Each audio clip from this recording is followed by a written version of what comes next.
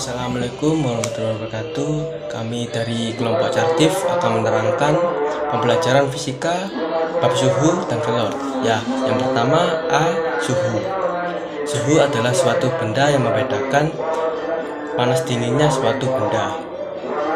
Suhu juga disebut temperatur yang dapat diukur dengan alat termometer. Prinsip kerja termometer adalah ketika suhu zat naik volume dalam tabung termometer akan mengalami pemuaian bertambah dan bergeraknya di atas pipa kapiler. Biasanya yang digunakan adalah air raksa. Jenis-jenis termometer biasanya yang temui dalam sehari-hari adalah satuan skala Celcius. Angka-angka titik tetap di titik didih dan titik atas skala-skalanya dan pengoperasian sebagai berikut. Kalor merupakan salah satu bentuk energi atau tenaga yang berhubungan dengan panas atau suhu suatu benda. Kalor juga disebut sebagai energi panas yang berpindah dari benda bersuhu tinggi ke benda bersuhu rendah. Untuk satuan kalor menggunakan joule. Kalor juga dapat menjadi faktor untuk mengubah wujud suatu zat. Kalor yang dapat mengubah wujud suatu zat disebut kalor laten. Berikut beberapa pengaruh kalor terhadap perubahan wujud zat. Dan untuk rumus kalor ada beberapa jenis, yaitu rumus perpindahan kalor, rumus kalor jenis, dan rumus kapasitas kalor. Untuk rumus perpindahan kalor sebagai berikut: V sama dengan M kali C kali delta T. V sama dengan kalor, M sama dengan massa benda, C sama dengan kalor jenis, dan delta T sebagai perubahan suhu. Untuk rumus kalor jenis sebagai berikut: C sama dengan V per M kali delta T. C sama dengan kalor jenis, V sama dengan kalor, M sama dengan massa benda, dan delta T sebagai perubahan suhu. Untuk rumus kapasitas kalor sebagai berikut: C sama dengan V per delta T atau C sama dengan M kali C. Sekian, lanjut ke pemuaian. Lalu C. Pemuaian.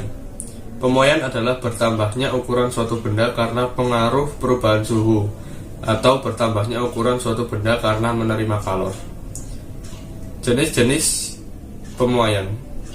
Pemuaian pertama adalah pada zat padat. Zat padat ada 3 jenis, yaitu pemuaian panjang. Yang pertama, pemuaian panjang adalah bertambahnya ukuran panjang suatu benda karena menerima kalor. Berikut rumusnya. Lalu yang kedua adalah pemuaian luas. Pemuaian luas adalah pertambahan ukuran luas suatu benda karena menerima kalor. Faktor yang mempengaruhi pemuaian luas adalah luas awal, koefisien muai, lalu perubahan suhu. Berikut rumusnya. Yang ketiga adalah pemuaian volume.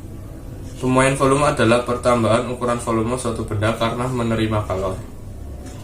Volume merupakan bentuk lain dari panjang dalam 3 dimensi. Karena itu untuk menentukan koefisien muai volume sama dengan 3 kali koefisien muai panjang. Dan ini rumusnya. Lalu untuk jenis yang kedua adalah pemuaian zat cair.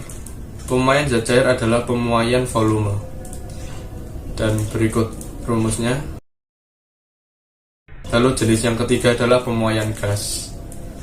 Pemuaian gas adalah pemuaian volume. Berikut rumusnya. Lalu pemuaian dalam kehidupan sehari-hari. Yang pertama, pemanfaatan pemuaian. Pada termometer zat cair, pengelingan logam, keping bimetal ditemukan pada saklar termal, termostat bimetal, termometer bimetal, dan lampu tanda arah. pemasangan ban baja pada roda lokomotif. Lalu yang kedua adalah beberapa teknik antisipasi terhadap pemuaian. Pemasangan kaca jendela yang ukuran bingkainya dibuat sedikit lebih besar dari ukuran kaca.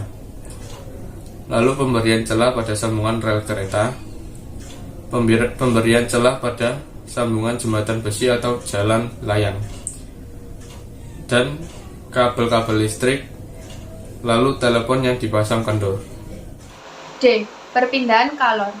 Kalor terjadi dari benda yang bersuhu tinggi ke benda yang bersuhu lebih rendah. Kalor dapat berpindah melalui konduksi, konveksi, dan radiasi. Konduksi atau hantaran adalah perpindahan kalor melalui suatu zat tanpa disertai perpindahan partikel-partikel zat tersebut. Perpindahan kalor secara konduksi terjadi pada benda padat, misalnya ujung logam yang dipanaskan. Partikel pada ujung logam tersebut akan bergerak sangat cepat dan mempengaruhi partikel yang ada di sebelahnya, lalu diteruskan ke ujung logam lainnya. Besar laju aliran kalor dirumuskan sebagai berikut. Konveksi adalah perpindahan kalor yang diikuti perpindahan partikel zat perantaranya.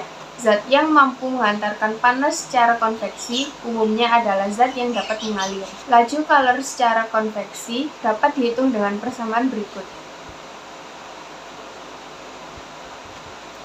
Radiasi merupakan perpindahan kalor tanpa zat perantara.